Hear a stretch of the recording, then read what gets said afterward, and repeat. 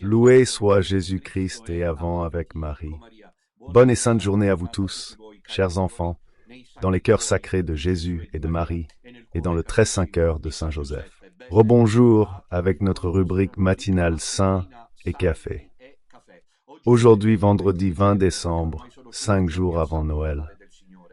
Et nous célébrons, dans le calendrier liturgique traditionnel que nous suivons, le vendredi des 4 temps de l'Avent, ainsi que le 5e jour de la neuvaine de Noël. Je remercie le Seigneur pour tous ceux qui la suivent avec tant d'intensité et de participation. C'est vendredi, jour de la Passion du Seigneur.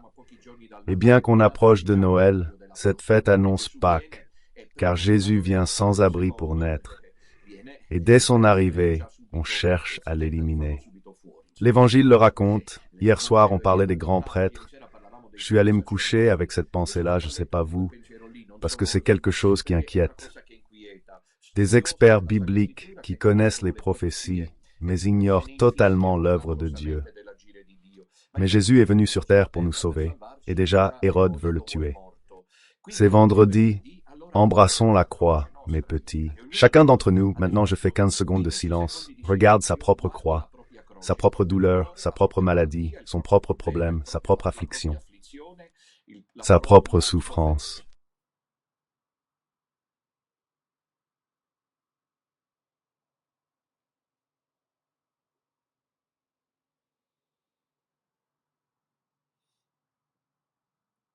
Maintenant, après ces 15 secondes de silence où chacun d'entre nous l'a regardé, 15 secondes, c'est trop peu pour moi, je ne sais pas pour vous, faisons autre chose. Faisons-en à cet instant une source de joie. Ma croix, Jésus, est une source de joie. Regardez pendant que je le dis sans le vouloir, maintenant ils penseront que ce sont des effets spéciaux. La fenêtre du tableau de la Madone s'est ouverte, dans le sens où elle s'est illuminée, vous avez remarqué? Ah oui, regardez, incroyable, c'est clair, c'est un reflet du soleil. Mais précisément à cet instant, ma croix, Jésus est pour moi une source de joie. Ne sentez-vous pas l'effervescence, la pétillance intérieure? Alors Jésus, cette croix pour moi, cette croix que tu permets, est pour moi source de joie, source de paix, source de grâce. Les démons s'enfuient. Sainte Thérèse disait la même chose. Ils veulent exploiter nos souffrances pour nous décourager, nous abattre et nous faire perdre confiance en Dieu.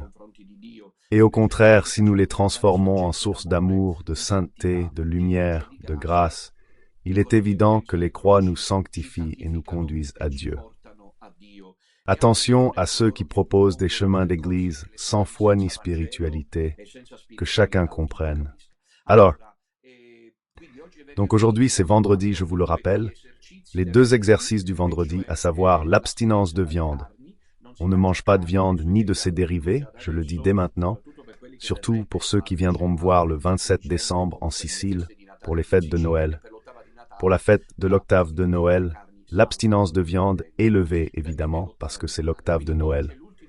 Donc, aujourd'hui, c'est le dernier jour avant la longue période de Noël, pratiquement le dernier jour avant Noël d'abstinence de viande. Et puis le 2e exercice, la Via Crucis. Mais surtout cela, lorsque nous acceptons notre croix et que nous la donnons avec amour à Dieu. Alors, hier soir à 21h, c'était la 4e partie de la neuvaine. On a mis les catéchèses de côté. Je me suis dit que, même sans le vouloir, j'en valorise 2, 3 tout au plus pendant l'année liturgique. La première est la Divine Miséricorde, depuis le Vendredi Saint. Au samedi de la Divine Miséricorde, les 9 jours de neuvaine de Sainte Faustine. C'est la 2e, celle de Noël. La 3e, c'est l'Immaculée. Parfois, j'ai aussi fait celle de l'Assomption, mais étant donné que c'est la période d'août, etc., bref, ça devient plus un événement local. Cette neuvaine de Noël compte beaucoup pour préparer nos cœurs. D'ailleurs, si j'essaie d'y arriver, vous devriez le dire, j'essaierai aussi de vous aider brièvement à méditer sur les passages de Noël, dont vous trouverez l'exposé le plus complet dans mon livre, Il s'est fait chair. Hier soir, on a parlé de l'opposition entre orgueil et humilité, en parlant justement des grands prêtres, qui ne bougent pas d'un pas, sachant que le Messie naît à Bethléem. Ils n'y vont même pas par curiosité, Ou peut-être qu'il soupçonne que quelqu'un, par curiosité, est peut-être allé voir. Je ne sais pas, il y a quelque chose qui me bouleverse. Benoît XVI le disait hier soir. Il a approfondi cette question. On a beaucoup à dire aujourd'hui. Ça suffit. Alors le vendredi aujourd'hui, avant Noël, abstinence de viande et plus d'exercice de la Via Crucis. Mais surtout, mes chers enfants, regardons notre croix personnelle. Regardons ce que le Seigneur permet comme souffrance. La douleur nous sanctifie, la douleur nous est nécessaire. Qui ne traverse pas la douleur reste superficiel, médiocre. La douleur, mes chers enfants, acceptée avec amour. Au nom du Seigneur, c'est le plus grand don que Dieu nous permette sur cette terre. Souvenez-vous-en, parce que personne ne le dit plus, sauf ce fou et ce dingue de Don Minutella. La douleur est le plus grand cadeau de Dieu, car elle nous permet de grandir. Car la croissance nous détache des choses terrestres et de nous-mêmes. Et nous désirons ensuite le paradis, la vie éternelle, et acceptons tout avec amour. C'est la souffrance, acceptons-la, mes chers enfants. Ne nous exaspérons pas, ne désespérons pas, ne nous abattons pas, mais au contraire, embrassons la croix et faisons-en une source de joie et de sainteté. Voilà, aujourd'hui enfin nous sommes au premier des 2 derniers rendez-vous, premier des 2 derniers. Voilà, intéressant. Je vous fais faire des exercices le matin, le premier des 2 derniers rendez-vous. Des 2 derniers, seul moi peut dire, seul Don Minutella, qui en mathématiques n'était qu'un âne batté, peut dire le premier des 2 derniers. Aujourd'hui cependant, c'est l'avant-dernier rendez-vous, nous sommes ici à Lamzia Terme, nous sommes en Calabre, je ne me souvenais pas de l'endroit, au Grand Hôtel Lamezia, place Lamezia, juste en face de la gare centrale. Je recommande aux fidèles de Calabre. Venez et participez à ce moment de grâce de ce 5e jour de neuvaine. Le programme est lourd à 16 heures. C'est le chapelet, le chant des litanies et la consécration à la Madone, la messe de Frère Célestin, qui est un pauvre homme pour l'instant. Mais bientôt, avant Noël, j'annoncerai de nouvelles initiatives, car Frère Célestin ne peut pas tout porter sur ses pauvres épaules, même si elles sont immenses, et qu'il est robuste, il ne peut pas dire 2 messes par jour ou quelque chose comme ça. Voyons comment faire, je le dirai à Frère Célestin et aux confrères. Je veux garantir la messe sur Radio Domina. Si vous ne l'avez pas compris, et certains refusent de le voir, le diable est au Vatican. Pourquoi nous empêcher la messe? Du diable, cette partie qui est au Vatican, compris? Ils refusent d'admettre ça, ils n'ont jamais voulu, c'est trop dur. Mais aujourd'hui, on va parler d'un sujet qui... Premièrement, Celestino restera plutôt perplexe. J'en suis plus que sûr. Je crois même qu'il n'y croira pas du tout. Mais c'est un fait. Voyons ensuite ce qu'il en pensera. Donc je disais que toute cette histoire de messe, une affaire sérieuse, le Vatican, qui est le siège de Satan et de l'Antéchrist, veut empêcher la messe quotidienne sur Radio Maria, parce que ça dévoile pratiquement tous les prêtres de la confrérie à l'état laïque.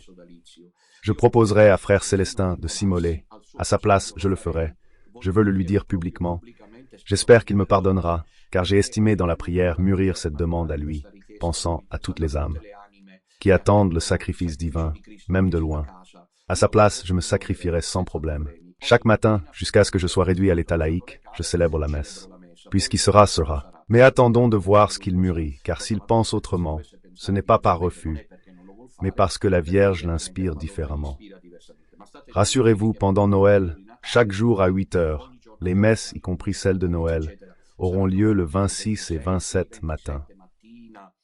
La fête des Innocents, le 31 au matin, le 31 au soir, pauvre Frère Célestin, la messe de minuit en direct, le 1er janvier, le 6 janvier, bref, jusqu'au 6 janvier, avant d'être submergé par l'avalanche, Frère Célestin sera disponible, selon moi, pour célébrer ces messes. Bien alors aujourd'hui, on se voit à Lamezia Terme à 16h30, le chapelet, les litanies, la consécration à Marie, la messe de Frère Célestin, puis ensemble, en direct vers 18h30, nous chantons le 5e jour de la neuvaine. Et demain, dernière rencontre à Catane, en espérant pouvoir traverser le détroit. Et c'est pas une blague, car j'ai lu ce matin que, et c'est effectivement ce qu'il semble, un fort orage est prévu entre cet après-midi et demain. Espérons que les ferries partiront. Car il pourrait, je pense que oui, Peu importe si on danse 20 minutes ou 30, l'important c'est qu'ils partent à 14h30. Rendez-vous au Garden Hotel pour la Sicile est à San Giovanni La Punta à 14h30.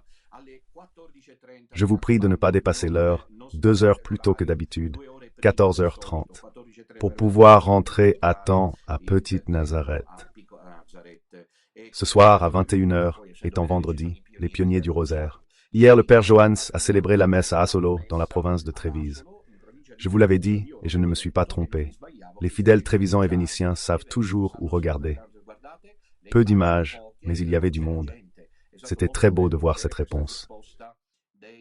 Voilà, cette image illustre parfaitement la persistance d'un petit reste qui, malgré tout, continue d'avancer, et c'est probablement l'avenir. Les messes célébrées dehors, tant pis pour moi. À Petite Nazareth, ils m'ont enlevé la structure. Vous nous accueillerez dans les maisons ou encore dans les hôtels. Et là, on se verra sans faire de direct pour célébrer les messes, même si Frère Célestin est réduit à l'état laïque. Puis, je me souviens que dimanche prochain, après-demain, pendant que nous rentrons, le Père Johann sera à Bologne pour le 4e dimanche de l'Avent, à 15h pour les confessions, à 17h30 pour la messe. Voilà, peut-être que le message est prêt, je ne sais pas, il me semble que non. À ce propos, je voulais dire quelque chose que j'espère sera compris correctement. Je le dis en tant que guide du petit reste, et c'est ceci. C'est vrai, comme me l'ont fait remarquer certains, qu'en Émilie-Romagne, on voit souvent des prêtres. Pourquoi? Le responsable régional fait de son mieux. Alors je ne voudrais pas que certains pensent qu'il le fait pour son propre intérêt. Les référents régionaux doivent aussi agir. Parce que s'ils s'investissent et courtisent les quelques prêtres de l'association, soyez certains qu'en organisant bien les choses, les prêtres de l'association, comme l'a fait le père Johannes, vont par exemple hier à Asolo, à Trévise, ce qui n'est pas juste à côté. Il vient d'Autriche en fait. Par contre, je veux dire, il suffit d'organiser à temps. Alors je vous en prie, essayons de nous estimer et de nous respecter entre nous. D'ailleurs, le référent d'Émilie-Romagne ne pense pas qu'à sa région, même si c'est sa priorité. Alors bougez-vous dans les autres régions. Je m'adresse aux référents régionaux pour que vous puissiez donner aux prêtres. Et à ce propos, je vous rappelle que depuis hier, Don Ramon se trouve jusqu'au 22 décembre en Sardaigne. Vous pouvez donc vous adresser au représentant régional, en la personne de Marcelo, pour connaître les modalités, que pour des raisons évidentes de confidentialité, étant donné qu'il a été réduit à l'état laïque, nous ne divulguons pas. Et puis je voulais aussi rappeler que Don Pavel sera à Ravenne le 28 décembre, à Plaisance le dimanche 29 décembre, à Mantoue le 30 décembre et à Imola le 31 décembre. Voilà, le 29 décembre est déjà. Cette affiche a été préparée, comme vous pouvez le voir, par le représentant régional d'Émilie-Romagne. La voici, et nous n'avons qu'à l'accueillir, car je ne peux qu'encourager et bénir ses initiatives. Plaisance, messe de Noël avec Don Pavel, qui sera ensuite à Bologne le 1er janvier. La voici. Messe à Bologne, dimanche 22 décembre. Voici les affiches. Puis le 1er janvier à Bologne, et le 2 janvier dans les Marches, puis du 3 au 6 janvier. Don Pavel sera dans la Vénétie. Bien mes amis, alors il ne me reste plus qu'à dire, pour conclure cette longue introduction nécessaire pour montrer comment on avance malgré tout, que j'ai déjà annoncé hier, entre-temps, en janvier dès le début, juste après le 7 janvier, je l'ai déjà annoncé hier, je devrais retourner dans le nord pour régler des affaires. Il n'y a pas grand-chose à approfondir, je pense que vous comprenez, lié au projet. On a 3 vies. Petite Nazareth à Carini, Petit Tabor à Trebaseleghe, Maison Bethanie à Savigliano, dans la province de Cuneo. Donc je dois partir car j'ai des engagements techniques à honorer. Cependant, comme je ne suis pas technicien mais pasteur dans l'âme et prêtre, je vois là un signe de la providence. Je dois désormais être plus souvent dehors que dedans, au nord surtout. Je serai dans le nord, samedi, dimanche. J'imagine que frère Célestin devra venir aussi avec moi. J'espère vraiment qu'il dira « Oui, on sera là-bas ». et donc je l'annonce tout de suite. Mais aidez-nous, parce que ces jours-ci, quand je rentre en Sicile, je dois décider quand commencer les travaux à Trebaselei. Il nous faut de l'argent. C'est Liban. Aidez-nous, s'il vous plaît, si vous le pouvez. Et puis, il y a aussi le compte courant postal. Le voici. Bon, maintenant, je dois aborder le sujet brûlant du jour. J'ai décidé d'attendre quelques jours avant d'en parler. J'ai suffisamment attendu, car aujourd'hui, nous sommes le 20 et l'incident dont je parle s'est produit. Excusez-moi, je vais fermer le rideau, car j'ai la lumière en face, donc encore un petit peu. Merci. 6 jours se sont donc écoulés, n'est-ce pas? Je suis resté bouleversé par une nouvelle que, pour ma part, je considère, sauf démenti retentissant, comme authentique. Vous voyez la une du journal, la fenêtre d'aujourd'hui. Vierge Marie, par respect pour les sceptiques, j'ai mis un point d'interrogation. Sainte Marie, elle a pleuré encore à la Salette. Et pourquoi? Le titre du jour, alors reconstruisons l'affaire. Alors que le monde est au bord d'une guerre mondiale, j'ai appris que Vision TV a été fermée parce qu'ils ont fait un reportage sur Poutine. Du coup, leur page a été obscurcie. C'est ce qu'on m'a dit, je ne sais pas si c'est vrai. Ce que Poutine a dit hier circule sur les blogs et au journal télé. Poutine a fait sa conférence de presse de fin d'année, plus ou moins, et derrière lui, il y avait une carte géographique de la Russie, qui prend la moitié du monde, précisément. Enlève la Russie de la planète Terre, il reste quelques petits continents par rapport à la Russie, parce que c'est la plus grande nation du monde. Impressionnante. La Russie, ça commence aux frontières de l'Oural, ou des monts Oural comme certains les appellent, et ça commence et ça finit, tu vois, du côté où tu regardes et tu vois le Japon. Le Russe qui naît à Saint-Pétersbourg est le même que celui qui naît à Katerinanov. Katerinanov, il me semble que c'est le nom de la ville, une des villes de l'extrémité orientale de la Russie. La Russie, qui possède d'immenses gisements miniers et des matières premières en abondance, a tout ce dont elle a besoin et n'a donc pas craint les sanctions économiques évidentes de l'Occident. Hier, Poutine a dit 2 ou 3 choses sensationnelles. Je ferai le lien entre les pleurs de la Madone et ce qui arrive au monde et à l'Église. J'en suis convaincu. Car l'Église vit pire que le monde. Et si dans le monde il se passe ce qui se passe, c'est parce qu'à Rome siège le lieutenant de Lucifer. Donc Poutine a dit hier 2 ou 3 choses assez incroyables. La première chose incroyable qu'a dit Poutine, c'est qu'il est disposé à une table de négociation avec Zelensky.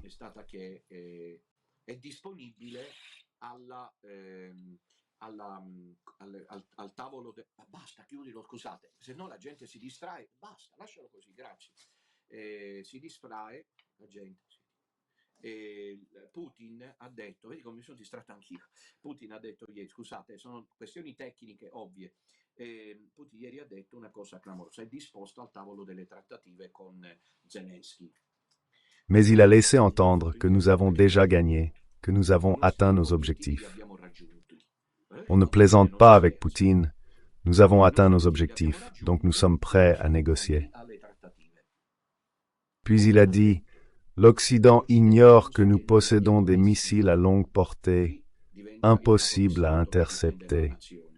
Ici, il devient le chef d'État qui défend sa nation. Des radars ennemis, des radars occidentaux. Une déclaration qui, de toute évidence, car ensuite on joue au bras de fer, désarme. Poutine a annoncé en avoir la disposition, parce qu'il le dit. Car, comme on dit à Rome, je vais vous montrer. C'est ça, il a loué Berlusconi. Il a parlé de l'Italie, qu'il considère comme un pays ami, et il a mentionné Berlusconi. Il y a une quatrième chose, pour moi incroyable, qu'a dit Poutine. Je me contente de rapporter sans jugement de valeur, parce que sinon on ne sait jamais comment ça va finir. Mais je rapporte. Ce sont des informations qui circulent sur les réseaux sociaux. Il a même dit une autre chose de clamorous. Putain, il a dit que le bal des vampires en Occident était terminé. Bref, regardez, c'est une phrase très forte. Et elle n'est pas prononcée par un homme, car cela arrive souvent par un homme d'État acculé qui se trouve en difficulté. Au contraire, Tkerev semble avoir gagné. Je ne suis pas un expert, donc je parle de ce que j'ai entendu. Poutine aurait gagné la guerre en Ukraine, il aurait reconquis le Donbass. Bref, Zelensky demande de nouveau avec insistance de l'aide à l'Europe, à l'OTAN, pour obtenir davantage d'armes et de munitions, car il dit que sinon, la guerre est perdue. Zelensky reconquiert d'abord, puis en Italie, il y a Marco Travaglio. Marco Travaglio, qui a annoncé il y a 2 jours dans une intervention que Poutine avait gagné la guerre. Le problème ici est de comprendre comment cette histoire se termine. Car lorsque Poutine dit que nous avons des missiles à longue portée, missile signifie ogive nucléaire. Attention, missile à ogive nucléaire à longue portée que les radars occidentaux, nous avons créé nos propres missiles qu'ils ne peuvent pas intercepter. Ça tombe dessus sans pouvoir l'éviter. Poutine n'a pas dit quelque chose de dingue hier. Alors voici la situation mondiale. L'Église va pas mieux non plus. Si le monde est au bord de la catastrophe, c'est parce qu'à Rome, depuis 12 ans, un individu appartenant au parti mondialiste, globaliste, à la gauche internationale et à la franc-maçonnerie sataniste siège sans être inquiété.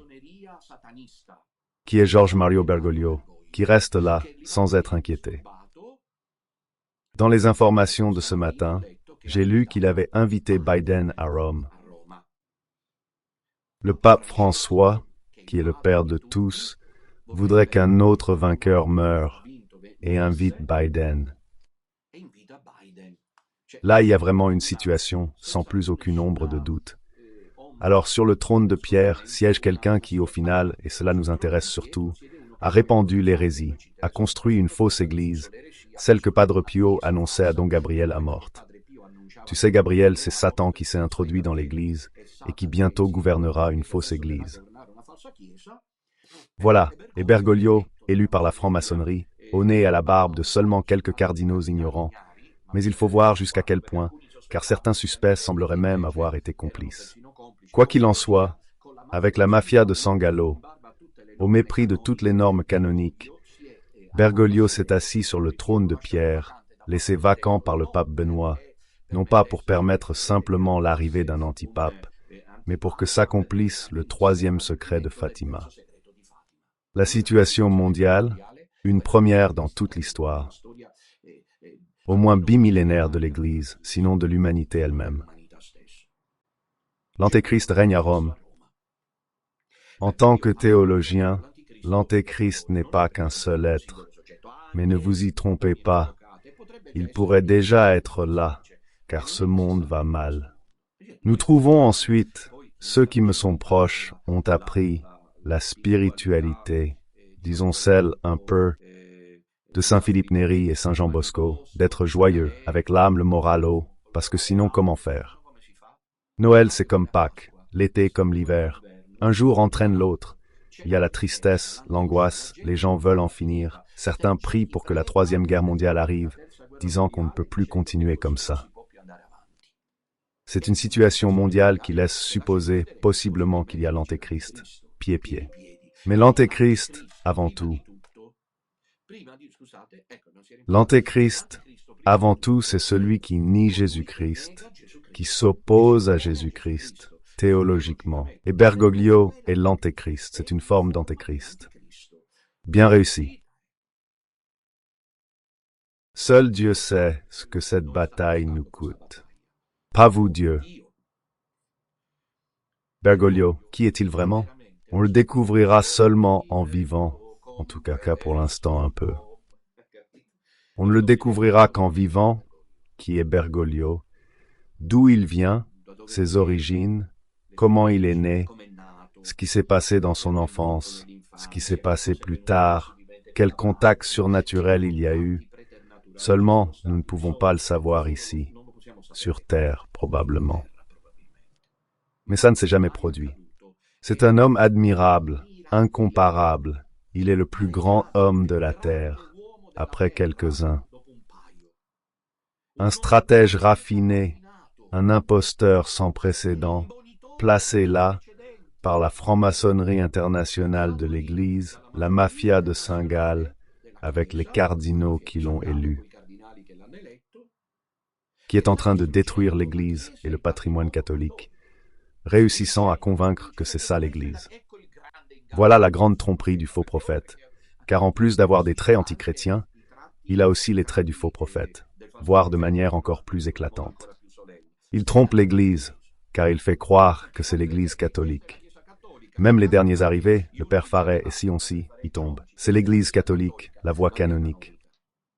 C'est juste un antipape Bergoglio, d'ailleurs quelqu'un de se débarrassant lui-même du passé. Bon, nous on s'en fout. Mais donc voilà la situation. Un Bergoglio qui n'est pas le pape et qui a placé par l'Antichrist, la franc-maçonnerie, Satan, Lucifer, bon. Ces derniers jours, un film est sorti, le énième sur Marie et Joseph. C'est une histoire invraisemblable, on ne comprend jamais pourquoi. Comme l'écrit Rino Camilleri, vous voyez que j'essaie de bien préparer les choses, et j'ai peu de temps, cependant.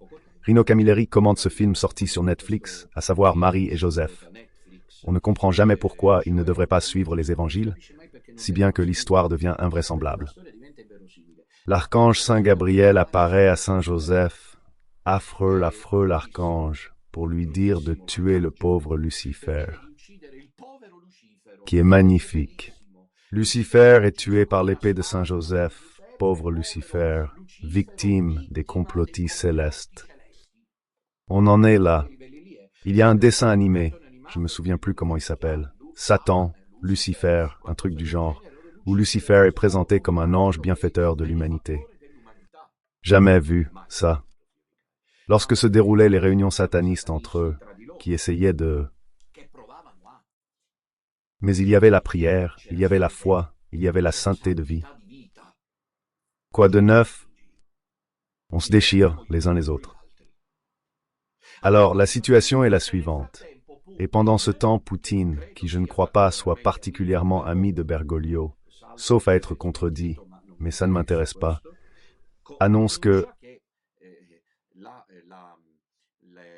il y a des missiles à longue portée qui ne peuvent pas être interceptés. C'est-à-dire que je peux vous frapper à tout moment sans que vous vous en rendiez compte. Il vous arrive. Les ogives nucléaires vous tombent du ciel sans que vous puissiez les intercepter. Ce n'est pas une mince affaire, et je crois que cette nouvelle, plus que toute autre, lors de la conférence de presse d'hier soir, a pu frapper les présents. Voici la situation mondiale. Bon, au cœur de toute cette affaire, le 8 décembre dernier, solennité de l'Immaculée Conception, un événement retentissant s'est produit. J'en ai eu connaissance il y a quelques jours, plusieurs jours, j'ai pris le temps d'en parler. C'est-à-dire à La Salette, la Madone est apparue, comme vous le savez, en une seule apparition cependant, où elle a donné 2 secrets qui parlent de l'Antéchrist à Rome et de l'affrontement final. La Madone est apparue là, le 19 septembre 1846, au voyant Mélanie et Maximin. C'est une apparition reconnue par l'Église. Il est allé plusieurs fois à La Salette. Là-bas, il y a une statue à l'endroit où la Madone est apparue, à 2000 mètres d'altitude sur le versant français des Alpes, versant alpin français. Cette statue, il y neige, on est à 2000 mètres. L'hiver, il neige presque tout le temps. Donc le 8 décembre, il neigeait, il y avait des fidèles qui priaient devant la statue, et à un moment donné, il s'est passé quelque chose. Un phénomène miraculeux, sauf démenti toutefois, parce que les réseaux sociaux n'en ont pas parlé, évidemment. La lumière de Marie en a parlé, quelqu'un d'autre aussi, mais peu de gens. Bref, la Vierge. Elle pleure et une larme de sang coule. Et je demanderai à la réalisation de diffuser la vidéo, la contribution. La voici, écoutons-la en silence. Le son marche.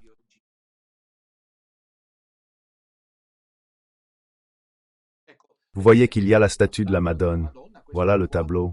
La Madone est entièrement recouverte de neige, mais le visage reste libre. Regardez bien, c'est une statue en bronze car elle doit résister à des températures prohibitives, on le voit très clairement.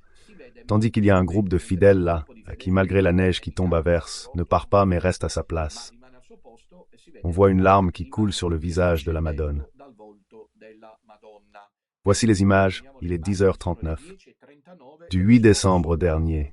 Regardez, impressionnant cette image. Regardez bien, si ved proprio, la Madone qui pleure. Maintenant, bien sûr, le message n'a pas été rendu public, mais on voit clairement comme la Madone semble verser des larmes. On pourrait, voilà, c'est une vue d'ensemble. Voilà, on pourrait faire un arrêt sur image, où l'on voit la Madone, le voilà. Regardez, impressionnante cette image. Ici, je ne sais pas si vous êtes d'accord, je parle bien sûr à ceux qui croient aux prophéties, aux interventions de Dieu. Les autres font comme ils veulent. Cette image est encore plus bouleversante, regardez bien, elle ressemble. La Madone d'ailleurs, à la Salette est apparue avec les stigmates de la Passion, à ce que ses larmes et ce pleurs la transforment en visage saint de Jésus pendant la Passion. Je ne sais pas si vous êtes d'accord, mais ça évoque tout de suite le Christ, ex homo. La Madone pleure à chaudes larmes des deux yeux. Vous imaginez bien ce qui a pu se passer entre les missionnaires de la Salette qui gèrent le sanctuaire, l'évêque de Grenoble, etc. Ils ont évidemment tenté d'enterrer la nouvelle, comme toujours, et de la faire passer le moins possible. Quoi qu'il en soit, la statue de Notre-Dame de la Salette pleure. Un liquide rouge coule de son visage. David Murgia en a même parlé sur son blog. La statue de la Vierge apparaît entièrement éneigée, comme vous pouvez le constater, et sur les images diffusées, on distingue un filet de liquide rouge. Il est 10h49, qui coule le long de ses joues. Alors, je le dis tout de suite, on pourrait être contredit et dire que c'est un canular, mais pourquoi l'inventer? De toute façon, la situation mondiale, elle n'est pas une blague, ça non. Je pense que c'est possible. L'apparition de la Vierge. Pourquoi la Salette, vous le savez? Pourquoi la Madone pleure-t-elle à la Salette? Ce n'est pas difficile de saisir le sens. La Vierge pleure à la Salette le 8 décembre dernier, parce qu'à la Salette, lors de cette apparition qui précède de quelques années celle de Lourdes et de quelque temps celle de Fatima, la Vierge annonce pour la première fois officiellement l'arrivée de l'Antéchrist. Nous devons à Monseigneur Gallo l'engagement d'avoir écrit un petit livre, un volume, il en a écrit plus d'un, celui-ci est le plus célèbre, dans lequel il rapporte enfin, grâce à des études approfondies, le contenu des 2 secrets que la Madone a confiés à Mélanie et Maximin. Ce sont 2 secrets bouleversants, et si la Madone a pleuré à la Salette, c'est peut-être parce que le temps est venu pour que ces secrets se réalisent. Je lis le 14 décembre 1904, presque incognito, s'éteignait à Altamura, dans les Pouilles, Mélanie Calva. C'était la bergère française à qui, le 19 septembre 1846, à la Salette, la Madone était apparue, lui révélant un lourd secret. Sauf au pape de l'époque, Pie IX, Mélanie ne révéla à personne ce que la Sainte Vierge lui avait dit. Pourquoi ce personnage controversé se retrouve-t-il à mourir presque clandestinement au cœur des Murges? Le remous causé par l'apparition de la petite salle transformèrent aussitôt le quotidien de cet enfant illettré en un véritable supplice. L'inquiétude marqua le reste de la vie de la Calva, poursuivie par des soupçons et des accusations injustes, un peu comme à Adélaïde Roncalli de Ghiaï di Bonat, harcelée par des personnages qui ont cherché à l'instrumentaliser à plusieurs reprises, réussissant ainsi à faire le jeu de ses détracteurs. La Madone choisit qui elle veut. Elle a choisi ses âmes simples, ses enfants, pour tracer la voie de l'humilité, comme dit hier lors de la neuvaine de Noël. La voie humble, celle de la petitesse, car plus on est humble, plus on s'ouvre à Dieu. Et ils ont été choisis pour être les premiers, dépositaires et destinataires de messages sensationnels. Quoi qu'il en soit, La pauvre Mélanie traverse une existence dramatique, potremmo dire ainsi. Veniamo au problème du message.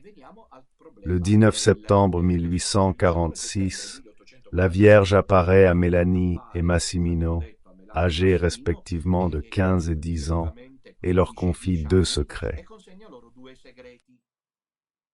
Les deux secrets furent mis par écrit le 5 juillet 1851, malheureusement quelques années plus tard, et remis au pape Pie IX le 18 juillet suivant.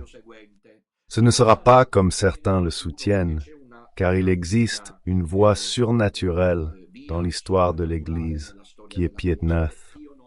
Il fut convaincu de proclamer le dogme de l'Immaculée Conception à cause de la médaille miraculeuse de 1830 à la rue du Bac, et surtout grâce à cette apparition de la Vierge à la Salette, dont il devint le destinataire des messages, des secrets. Comprise, suis Pie, qui a proclamé le dogme de l'Immaculée, car il avait résolu la question. Mais c'est pareil pour tous les papes, comme Pie XII pour l'Ascension, avec ce petit qui lui a dit sa pensée. J'aimerais qu'un enfant me parle aussi un jour, j'attends.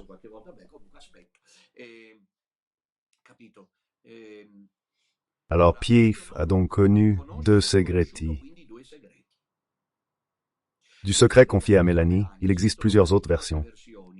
Une version inédite, datée du 14 août 1853, plusieurs autres versions publiées par Dombiliard de 1870 à 1873, la dernière avec l'imprimature de l'archevêque de Naples, Sistoriario Sforza. Enfin, une troisième version que Mélanie fit imprimer elle-même en 1879 avec l'imprimature de l'évêque de Lecce, Monseigneur Luigi Zola. Cette dernière version est connue comme le secret de la Salette, dans laquelle apparaît la phrase décisive. Donc, contre tous ceux qui méprisent cette prophétie, je vous dis qu'elle porte la signature et l'imprimature de l'évêque. Il porte l'imprimature de l'évêque de Lecce. C'est pas rien. Dans cette imprimature figure la célèbre phrase que la Vierge a prononcée en secret. Rome perdra la fede et diverrà la sé de l'Antéchrist. Je crois que la Madone a pleuré, je le crois. Mais la question est, pourquoi ces larmes? Elle a pleuré pour faire comprendre que c'est le moment de la pénitence, que c'est le moment de la conversion, que c'est le moment de la prière. Pourquoi? Car la prophétie de la Vierge, écrite il y a 2 siècles, s'accomplit. Les mots de la Madone, Rome perdra la foi, mais conservera le droit. Non, je disais ça. Désolé, je sais pas. Rome perdra la foi, ou si elle perd la foi, où est l'Église catholique? L'infaillibilité de l'Église, il faut qu'on parle de la dernière frontière. La dernière frontière est pire, selon moi, que toutes les autres. Ce n'est pas qu'elle trompe. L'Église est infaillible, non dans ses structures, mais dans la garde de la foi apostolique. Rome perdra la foi, par conséquent ce n'est pas l'Église. L'Église est là où la foi est conservée, et il reste un petit groupe qui, au prix de sacrifices personnels, préserve la foi. Mais c'est une autre histoire. Rome perdra la foi. C'est la phrase suivante qui devrait vous faire réfléchir. Elle deviendra le siège de l'Antéchrist. Attention, la Madone l'a dit, c'est à Rome que viendra s'asseoir l'Antéchrist. Ce n'est pas que ce cri, là où il serait reconnu, soit vrai. Mais soyez-en certains, cela ne sera jamais dit clairement, vous pouvez l'oublier. Parce que les partisans de Satan l'empêcheront. Ce n'est pas que ce cri, comme vous le voyez de nouveau sur cette image fixe, indique que la Madone nous dit « Mes chers enfants, Don Minutella est envoyé par moi et dit la vérité. L'Antéchrist est à Rome, et qui d'autre que nous pourrait le dire? Il y a de nouvelles versions pour lesquelles il n'est qu'un antipape. On règle ça avec quelques canons du droit canonique. C'est réglé. Quel diable est Lucifer au Vatican? Les mêmes qui hier ne perdaient aucune occasion de se faire connaître grâce à ces excellents approfondissements. Attention mes enfants, la bataille de Satan, croyez-moi, c'est de faire croire à ça. À beaucoup de ceux qui restent, qu'il est nécessaire de perdre cette perspective surnaturelle en la ramenant uniquement au niveau d'un débat canonique, juridique. Attendons 2036. Cette dernière version est à mon avis des plus lucifériennes. En 2036, on verra. En attendant, à Rome, il y a l'Antéchrist. Mais il ne faut pas le dire car les prophéties ne valent rien, du pain et du jambon, et c'est tout. Comprenez que c'est une version dangereuse, car si sous nos yeux les choses se passent comme je le pense, et les pleurs vraisemblablement de la Madone à la Salette semblent l'indiquer, alors ce que la Madone a annoncé se réalise. On ne peut pas l'ignorer. Rome perdra la foi et deviendra le siège de l'Antéchrist. Je voudrais dire à tous que ce sont les paroles de la Madone. Attention, ce sont les paroles de la Sainte Vierge. Faites-en ce que vous voulez. Donc une attente quand même de dernier temps. Pour la bataille finale, on peut se le permettre. Ce n'est pas que nous sommes fanatiques, comme certains veulent le faire croire, car nous aussi, nous croyons au code de droit canonique, et mes livres, ainsi que mes catéchèses, en témoignent. J'ai parlé hier de l'Universis Gregis, mais déjà là, le grand Ratzinger qui n'était pas encore pape a réussi, selon moi, même contre la volonté même de Wojtyla de nous introduire le thème apocalyptique. Le catéchisme catholique, numéro 675, l'épreuve finale. Il l'a inclus dans l'article 33 de l'Universi Dominici Gregi. Il le laisse clairement entendre. Car c'est là qu'il est dit que les cardinaux habilités à élire le pape sont ceux valablement créés comme tels. Les cardinaux de Bergoglio sont illégitimes. Ok? Mais le pape arrive, donc aucune autre institution ecclésiastique ou laïque ne peut prendre sur elle la charge d'élire le pape. Donc, il est clair que Ratzinger savait que Rome perdrait la foi et deviendrait le siège de l'Antéchrist. Il connaissait le troisième secret de Fatima, il savait ce qui allait arriver. C'est pourquoi il a laissé une ouverture dans un document signé par Wojtyła, mais rédigé aussi avec la collaboration de Ratzinger.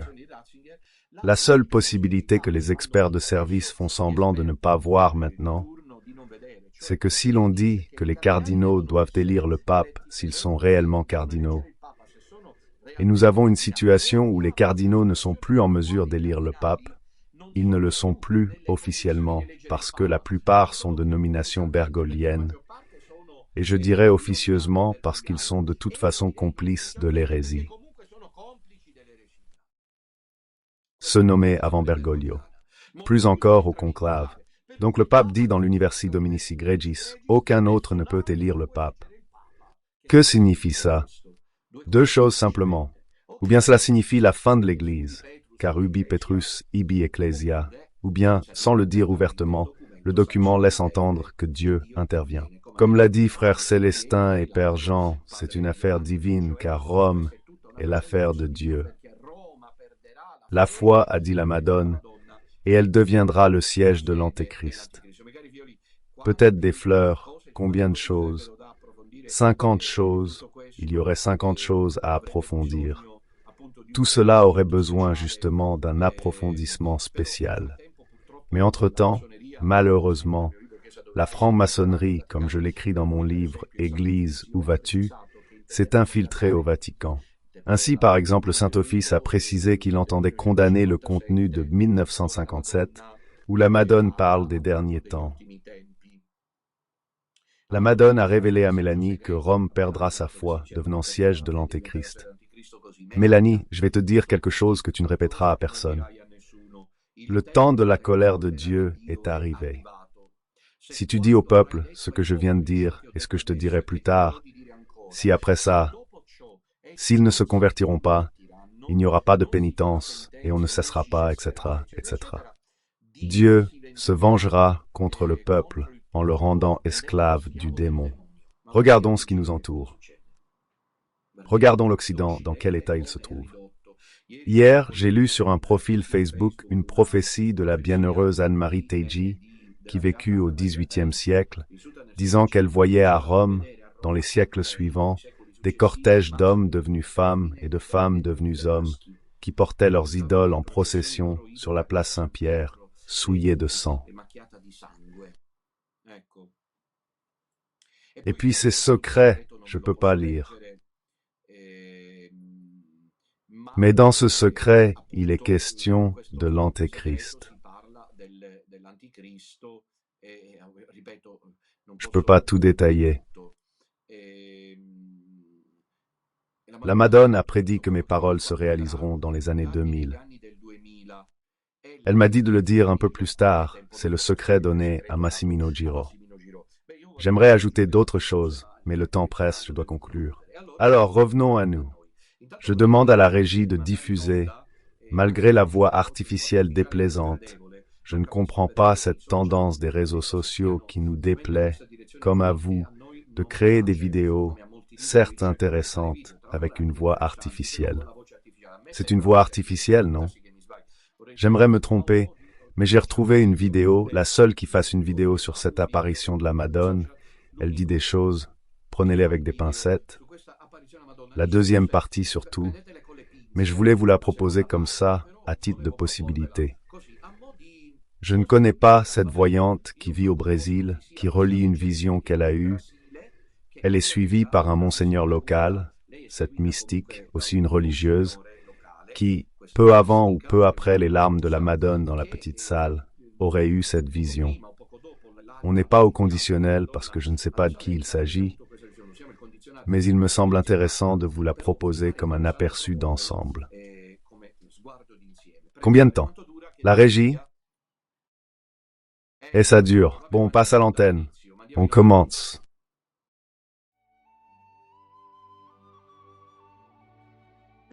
« 8 décembre 2024, jour de l'Immaculée Conception, une vidéo montrant la statue de Notre-Dame de la Salette versant des larmes a commencé à circuler sur les réseaux sociaux. Naturellement, comme cela arrive toujours dans ces cas-là, beaucoup ont immédiatement crié au faux, à la manipulation numérique, à la recherche de sensationnalisme. Mais le vrai problème, au-delà de l'authenticité de la vidéo, c'est l'angle de réflexion qu'il nous a offert en tout cas. Pourquoi la Salette revient au premier plan maintenant? Pourquoi le 8 décembre? Il y a quelque chose de troublant dans cette coïncidence. La Salette n'est pas une apparition quelconque. C'est l'apparition de la Madone qui pleure pour l'avenir de l'humanité et pour la corruption au sein même de l'Église. Et quoi? Alors que le monde traverse une crise sans précédent et que l'Église vit l'un des moments les plus sombres de son histoire, ses larmes recommencent à couler. Qu'il soit authentique ou non, ce pleur nous ramène à une question cruciale. Et si les terribles secrets de la Salette se réalisaient sous nos yeux? Et si ces larmes versées il y a 178 ans sur les Alpes françaises, n'est-ce qu'un prélude à notre présent? Si tu penses que ces sujets sont importants, aide-nous à les faire connaître au plus grand nombre. Un simple j'aime peut faire la différence. Merci beaucoup. Pour comprendre l'ampleur de cet événement, il faut d'abord parler d'une vision récente qui éclaire la gravité de la situation que nous vivons.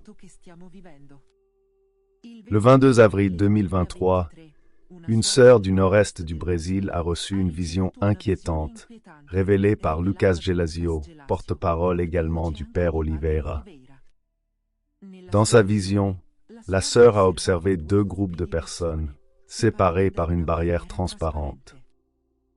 D'un côté, des personnes qui se laissaient aller au plaisir mondain, de l'autre, des personnes qui priaient, mais d'une manière froide et apathique. La sœur se trouvait du côté de ceux qui priaient, mais remarqua avec effroi leur indifférence spirituelle. Soudain, une lumière aveuglante a illuminé le groupe qui s'amusait. Lorsque la sœur regarda de nouveau dans cette direction, elle vit une étrange montagne colorée. En s'approchant, elle réalisa avec horreur que ce n'était pas une montagne, mais un tas de corps sans vie. Toutes ces personnes étaient mortes, leurs corps entassés et abandonnés. Un enfant d'un peu plus de 10 ans apparut sur les lieux, observant les corps, avec une tristesse infinie. Il vit la sœur, le visage inondé de larmes, elle s'en alla. Alors que la sœur priait pour les défunts, une voix claire résonna. « Les secrets de ma mère à la Salette, ils n'ont pas voulu les écouter. »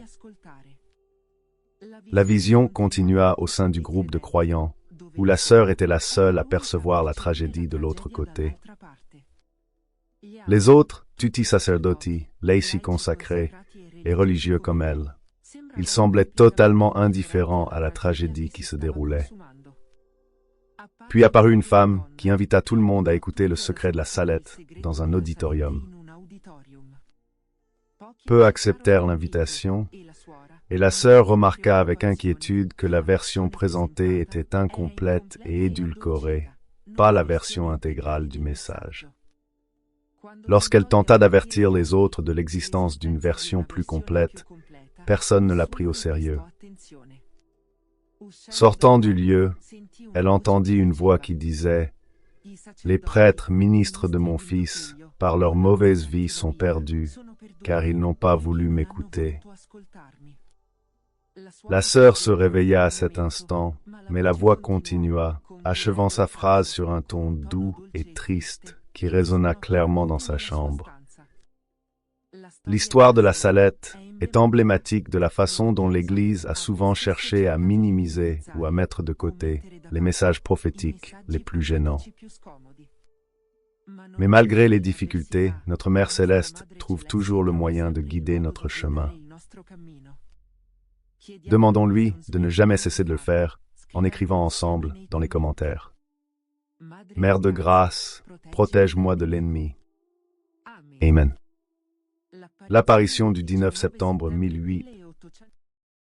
Voilà, tout d'abord, remercions la chaîne YouTube Cœur du Christ Prière, qui a pris soin de faire connaître cet événement vraisemblablement miraculeux, surnaturel survenu à la Salette le 8 décembre dernier, c'est-à-dire que la Madone aurait versé des larmes rouges vermillon.